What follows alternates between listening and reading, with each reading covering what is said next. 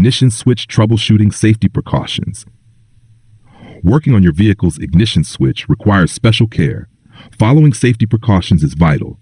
It ensures your well-being and the proper functioning of the vehicle. Below are some essential safety measures to consider. Personal protective equipment.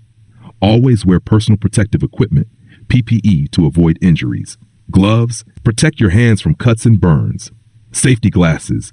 Shield your eyes from debris and chemicals. Closed-toe shoes. Guard your feet from heavy objects. Long sleeves and pants prevent skin contact with harmful substances. Vehicle safety measures.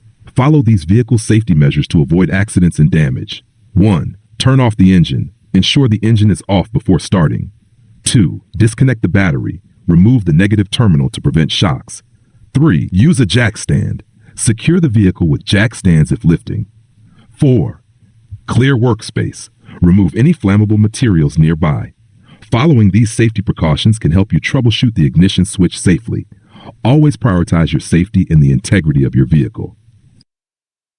Please like, comment, share, subscribe. Thank you for watching video.